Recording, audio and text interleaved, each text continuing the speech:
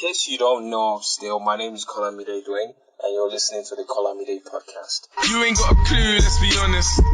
I had a couple seasons made a forest. I put in the work and take the...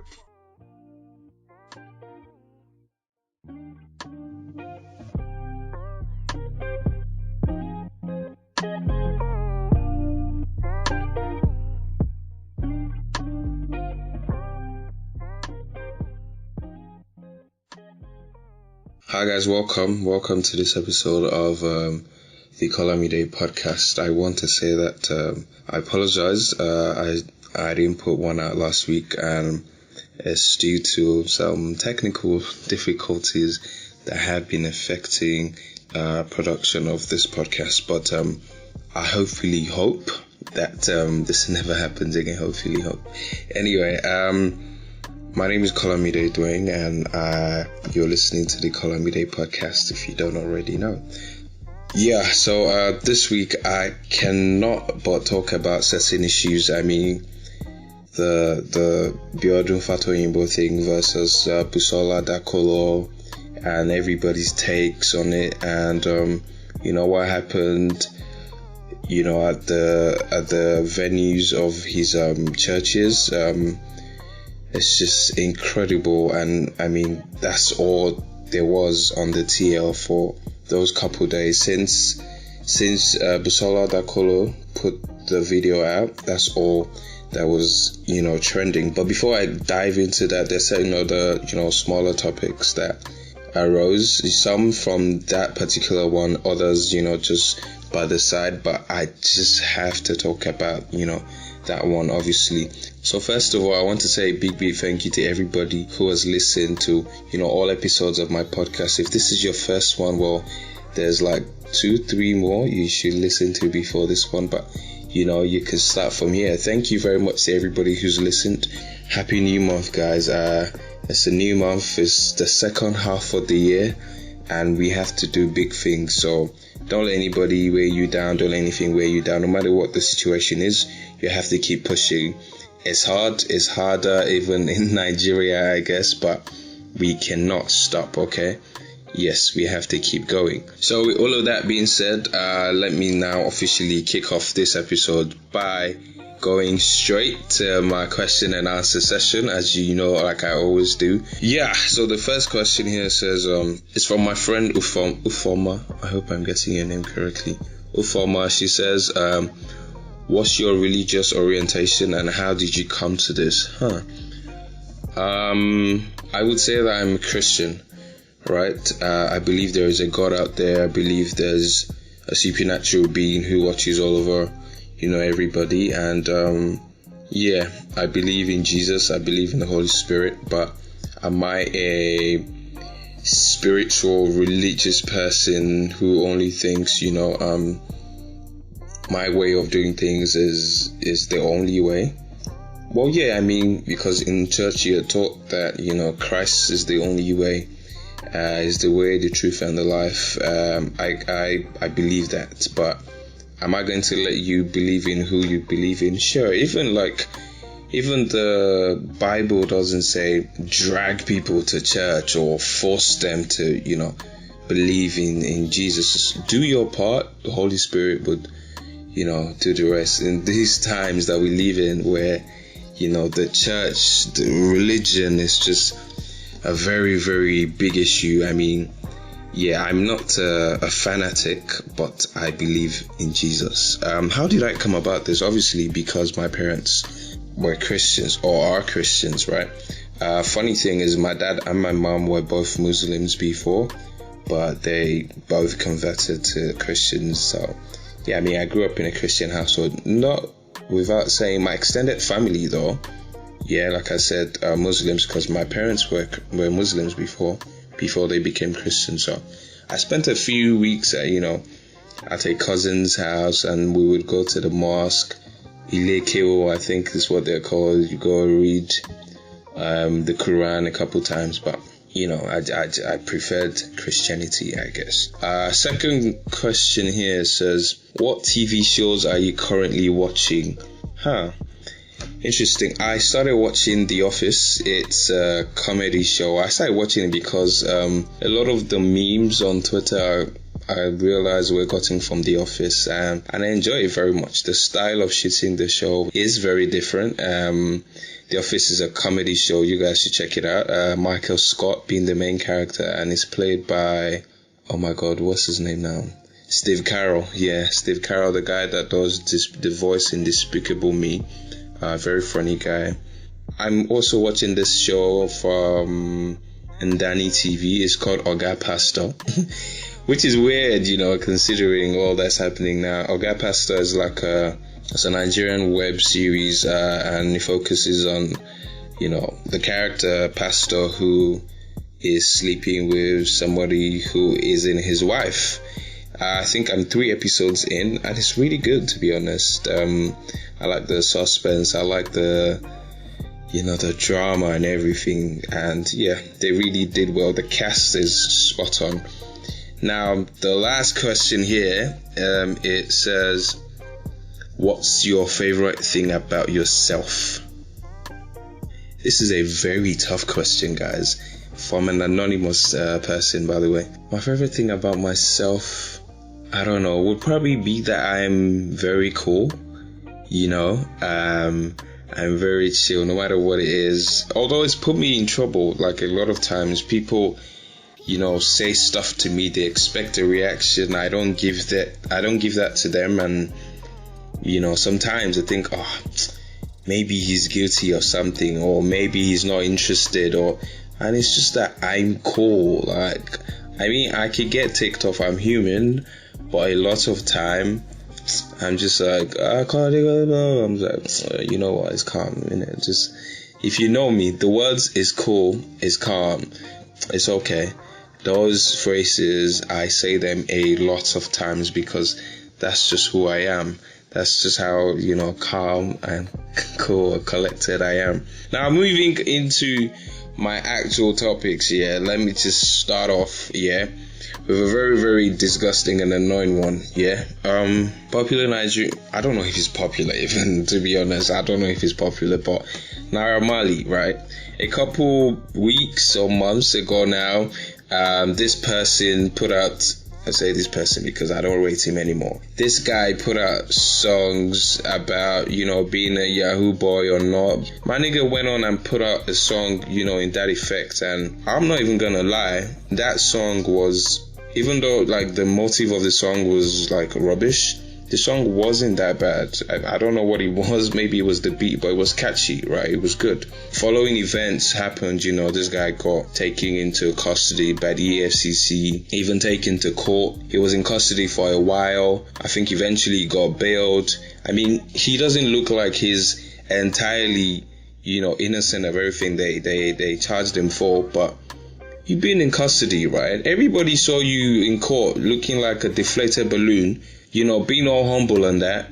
Now you've come out of custody and you're acting like a fool. First you put out a song, Opotoyi, I shall left you, catchy again, which is annoying because your motive of the song disgusting, because no for somebody who's spent time, in custody, you would think it'll do a bit of reflection and then come out with sense. Nah, you've come out, put out one with, shit lyrics. I even heard that one. The chorus was good, the whole song trash, right? Now, he put out another one, Soapy, or whatever he calls it. This one, literally talking about, how people go masturbate in prisons, or masturbation basically, and you're trying to turn it into a dance. I do not blame him. I can't blame him because, if you put out stuff and people like gravitate towards it, make you feel like, oh, you're a champ, you're doing good things, then obviously like you'll be buoyed to do more. But if everybody tells you like, bro, this thing is fucking shitty, I don't think you put out anything else. So if you're there, you're dancing the Soapy dance, or you're hailing him, Marlians, you're part of the problem. That song definitely is disgusting. The lyrics shitty, the motive nonsense. What are you doing? When he was put in custody, this guy, when he first came out, was saying, he's not an internet fraudster. He doesn't know why he was, put in this place, blah blah blah. He just wants to make music. Bro, if this is the type of music that you're making, then maybe you do deserve to be behind those bars, because like, what is this? What is Soapy? Making hand gestures of wanking yourself off. Is that what we have come to? Is that what you're trying to preach to, people that, first of all, that are watching the country, people that are watching the case, and then kids. A lot of your followers or whatever are, the youth from like 16 up till like maybe 30, because I don't think anybody above 30 will be listening to Naira Marley. It's a fucking disgusting thing. I think his whole management or his friends or whatever that are boiling him on. I said this like when he came out of EFCC thing, that whatever this guy does, whatever, if he coughs on a beat, it would trend, just because of the situation. He could have put it to good use. Like, bro, you literally could have just sat in the studio, recounted your time in, the EFCC thing, at least make sense out of it. He said something on his IG live about being in custody, seeing people who have been there but without like somebody to help them bail themselves out or take their their case to trial or whatever, and they're still there. Like, if he came out and talked about stuff like that, or there's people there suffering, blah blah blah, it will make sense. Instead, you're out here acting a damn fool. Soapy dance. Really, bro, really. If I saw him face to face right now, I'd tell him, you are dumb, Naira Marley. Fucking dumb, bro. Like, you could have used this platform for so many other like sensible stuff. I'm not even like dumbing your creativity down or whatever, but it's disappointing that you use all this clout, all the clout that you garnered. Like, if you think about it, people who have gone to jail or prison, if you look at America, for instance, all the guys, all the rappers, musicians or artists that go to jail and come back, when they come out, they either talk about their time in there or talk about being creative, having time to think about, let's just say maybe Naira Marley didn't spend enough time behind bars or in custody. That's why he's come out to come and be chatting shit, and he's still got a court case, so it's not like he's been fully acquitted or everything. Man, disappointing, I'd say, but you know what, I believe that somebody should speak some sense into him, or just knows that this thing is absolute shit, because it is. Everything is sex, except sex, which is power, power, it's just sex. Now ask yourself who's screwing. Let's get Now moving on to the main topic, the whole Biodun, Fatoyinbo, Koza, Busola Dakolo, rape, molestation and all of that, right? Before I give like all my takes on this, I just want to do like a brief background info or story to all of this. On a previous episode of this podcast, I had already talked about this guy. Timi Dakolo, who's Busola Dakolo's husband, came out to say some, stuff about this man. This same pastor, right, Biodun Fatoyinbo, the senior pastor at Koza, Commonwealth of Zion Assemblies, right, not once, not twice, not 4 times, not 6 times, has been accused of a certain type of, crime, as it may. It is a crime. Rape, molesting, assaulting female members of your church. This is the first time that he's actually come out to say anything, and even when he came out to say something, it was kind of stupid. It was, because all you just came out to say was, I've never raped anyone, even as an unbeliever. Even as an unbeliever, as if it was okay to rape people as an unbeliever. I'm a pastor, but even when I was not a pastor, I could not have raped. What does that even mean, even as an unbeliever? Anyway, back to the background story. Busola Dakolo, who's Timi Dakolo's wife, put out a series of videos, done an interview where she narrated how this pastor, so-called pastor, raped her when she was barely 18. in her house, and also raped her again.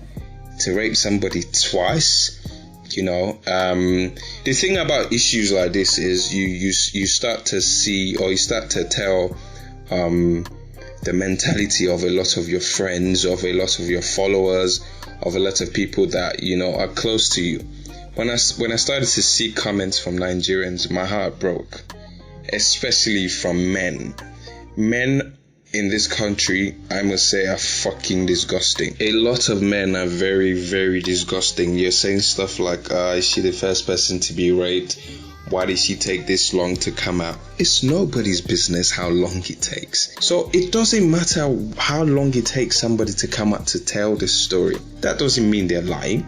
Guys, do you know how traumatic it must be for a 17-year-old or an 18-year-old to come out to accuse a man she looks up to? Forget that she's even looking up to anybody.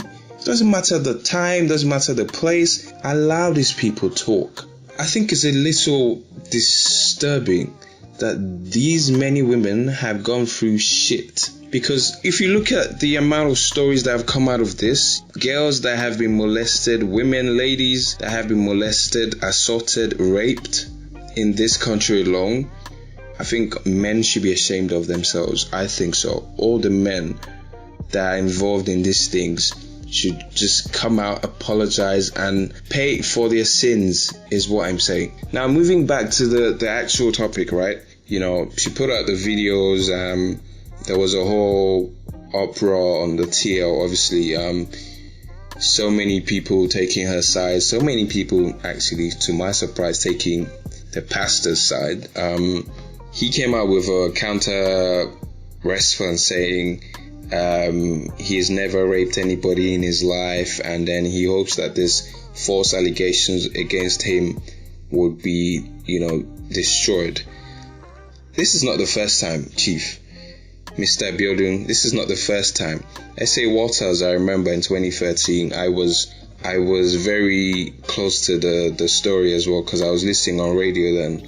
So S.A. Waters, I think, used to be a member of his church as well, accused this same pastor of, inviting her to his place in London and then having his way with her. You can't be the only one. Are you the only pastor in this life? Several women have accused you of the same type of issues. The person I'm most interested to even hear from was his wife, and she came out obviously and defended her husband. But I'm like, do you really feel comfortable with all these women talking about your husband like this? Do you?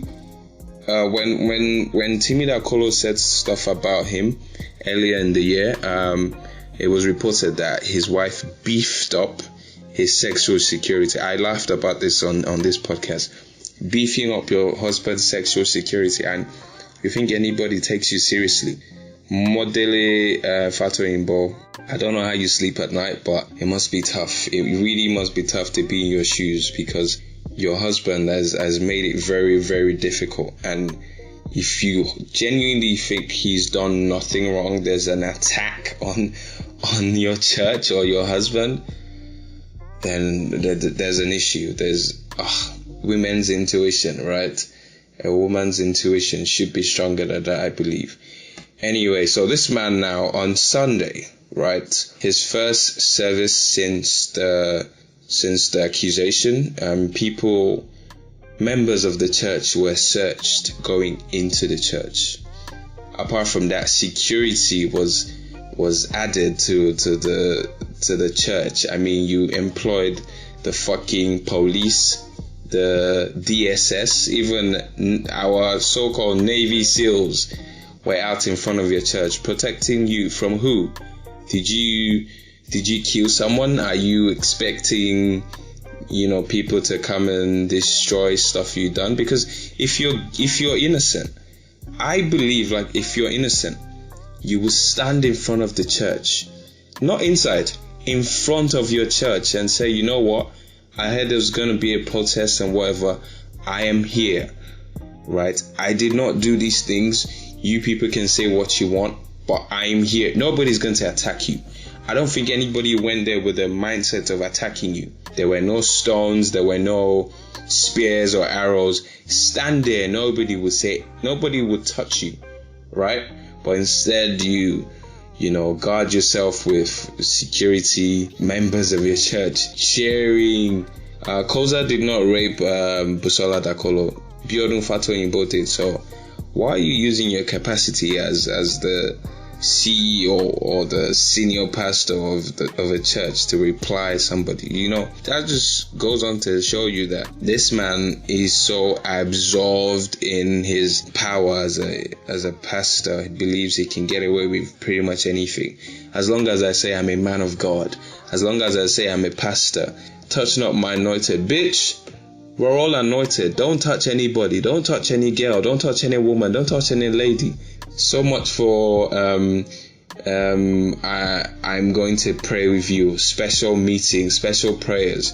You use that as an opportunity to take advantage of people. Now, so many people have had their different takes on it, right? So many celebrities, so many like influencers have had, stuff to say about it. Now, I know a lot of people don't agree with the guy or girl, but Bobrisky came out to say something, right? He said, according to him, Biodun Fatoyinbo was a nice person. He treated him nicely, blah blah blah, and he doesn't know why people are going under his page to curse him. Now, a lot of people said Bobrisky was cancelled. I mean, first of all, I don't rate Bobrisky like that, but I don't think he should be cancelled based on that. Yeah, you don't agree, but I don't think he should, because he's just come up to tell his opinion, right? He thinks the guy is innocent, or at least not yet proven guilty, and he was nice to him, right? He did not say, he's not guilty or whatever. So I don't think you guys should have been, as harsh on Bobrisky as you were, but it's not like I give a fuck anyway. So yeah, that's just what I think. Now, somebody who was in a very conflicting position was Aka Nani, an actor and a YouTuber. Now, I've actually worked with Aka before, and yeah, he's kind of a chill guy. He is a member of the church, but at the same time, being like in the, would I say, Nollywood industry with people like Timi Dakolo and all of that, he put him in a very conflicting position. At first, people said he was doing it for clout. He was in the forefront of all the protests. He put out some posts on Instagram about, demanding a response from his pastor. I think eventually he now said, you know what, I'm no longer a part of this church. And yeah, he claimed that Biodun Fatoyinbo is a rapist, right? I'm not going to sit here and say, this guy is or is not a rapist, although I think he is, but I'm not going to, throw out the accusation. I just think whatever he's accused of, he should suffer the consequences. He should go through like prosecution like every normal human being would do. Now, I heard that in his church, he's put out a special 7-day whatever praying, fasting program. I just want to ask this question, right?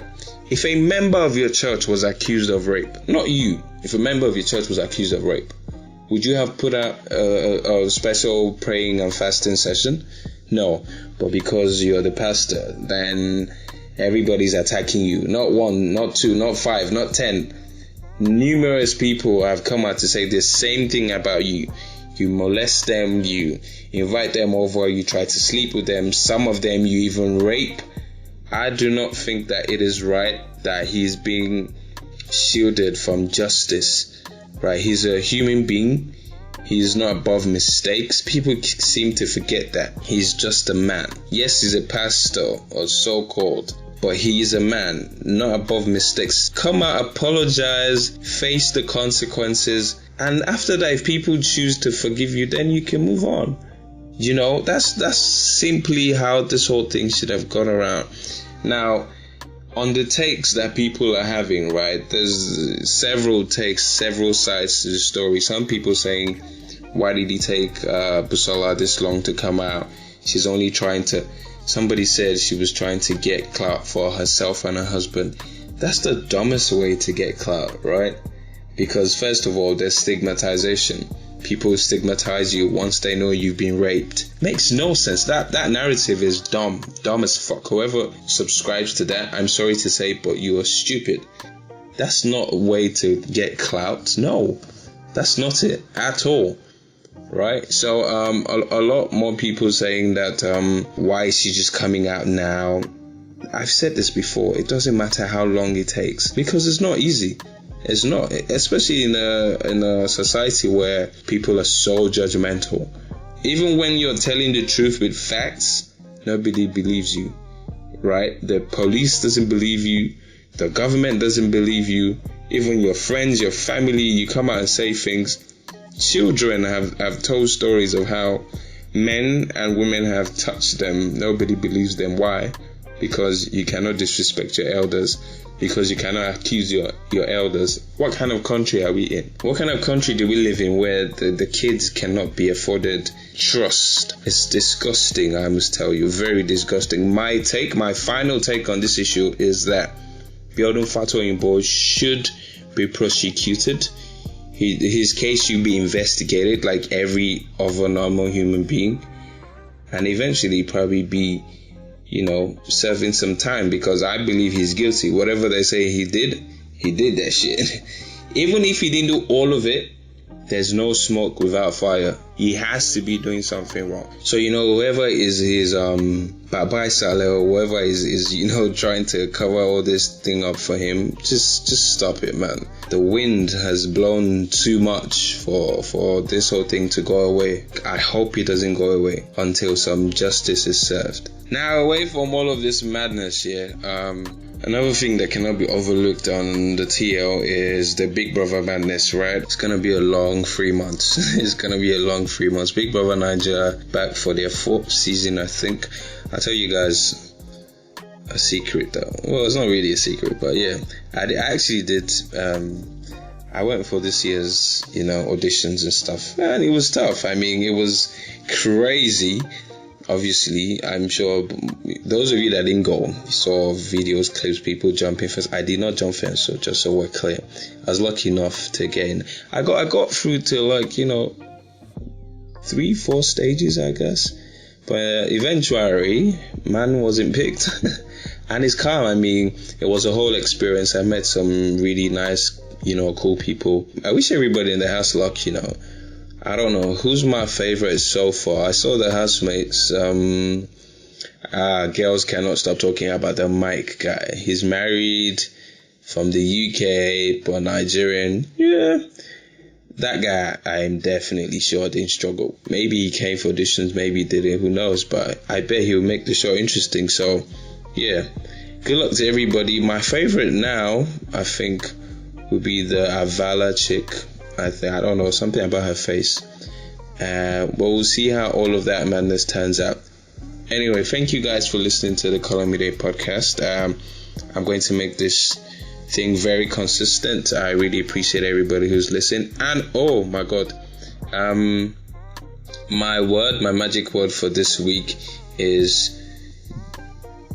So my magic word for this week would be justice. Yeah, with for obvious reasons, my magic word for this week would be justice. So if you've listened so far, you heard the word justice, then yep, you should hit me up in the DMs on Twitter at Colomide, Twitter, Instagram, Anchor. Just hit me up and then let me know.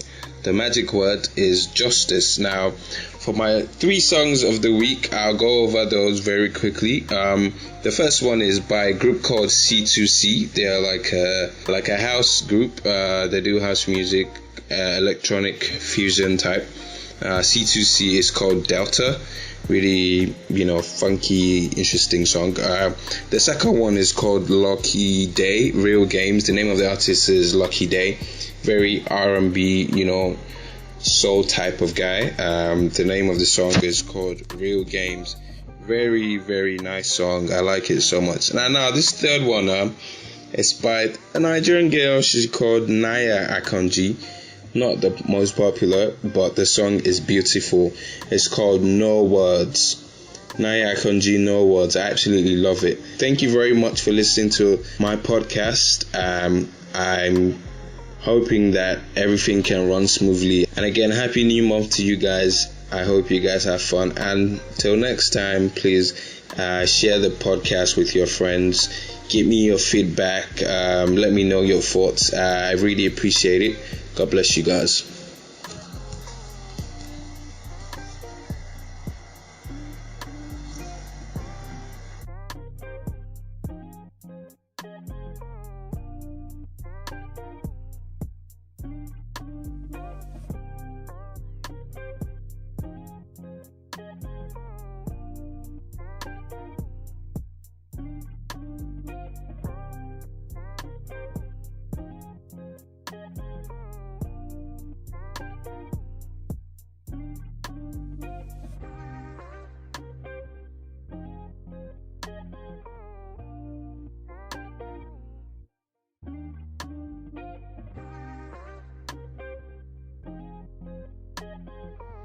Ping down.